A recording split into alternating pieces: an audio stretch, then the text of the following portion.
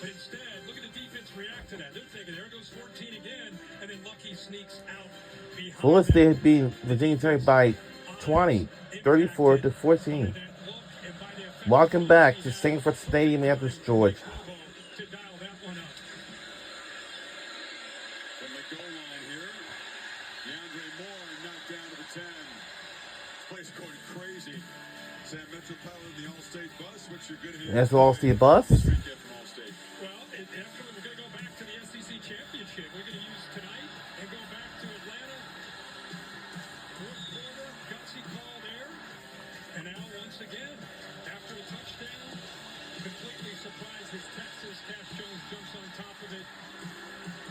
And Kirby Smart, after twice going for a fourth down and led to a touchdown, turns right around with that onside kick and flipped this game completely around. First offensive snap for Texas since the touchdown pass. A lot has happened since then. All of it good for Georgia. 18-point margin. Pressure. Manning. Ball is not loose on the ground. A scramble. Texas retains possession. Manning a little slow to get up. Kristen Miller from his defensive lineman position got in there. Good job of just kind of hiding this blitz, freeing him up. Zayden Walker, the young freshman, has great speed. Boy, Georgia has cranked up the pass rush tonight. Did not look like this, attacking a quarterback all year from different areas. Well, it's been more of a concern, and not a strength. It's their third sack of Manning from the end zone. Launches a long throw, booting the double coverage. Wingo well covered again by DeMello Jones. So Kyron Jones, the safety, is not playing for Corey Thomas. Olive Branch in for him. C.J. Allen out of the game. Georgia has really developed depth as we got into the second half of this season on this side of the football. So if they do deal with injuries or they do want to stay fresh and play more players, all the development that they put in is really paying off for them, and I think tonight you're seeing that. 3rd and 14. From the end zone. Manning rifles downfield. It's over the head of Emmett Mosley. Dalen Everett in coverage. And Texas down 18, forced to punt it away. How about Glenn Schumann, instead of sitting back and relying on the front and just being conservative on the back end, they dial up the pressure. It's worked all night. Continue to assert yourselves, dictate things as a defense, man-to-man on the back end. Everett, good tight coverage. Ball never really had a chance for Mosley. Coming off the field, hugs and high fives for Zayden Walker, the freshman who made that play, that sack of Manning, the doom of the drive. Branch, Zachariah Branch, hit and driven down, but a return sets up Georgia at the 34, 15 yards on the return. What is this, the fourth time we've had Georgia? Yes. This year? Yes. Can you see what I'm saying from the first time we saw them to tonight? Yeah. They're such a improved team. And, you know, as you look at the CFP and teams and who's going to go where, as we all know, we saw Ohio State after they lost to Michigan. It's the teams that find that kind of that momentum, that confidence, and whatever it is, you got to get hot at the right time of the year. In Georgia, they're starting to really feel like that kind of team right now. Really is their 4 biggest games. They lost to Alabama, the first of the games you're talking about, then had to survive at Tennessee, come from behind after a slow start, won in overtime. Ole Miss, same thing here. Had to fight from behind, but it was a very uneven performance. And now tonight, really complete performance. And this is why you look at this team.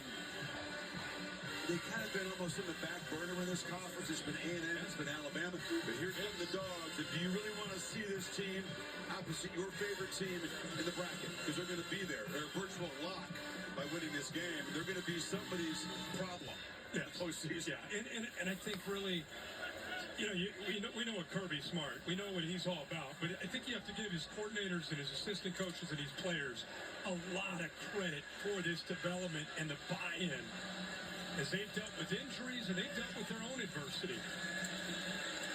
Frazier, rumbling free, down inside the 10.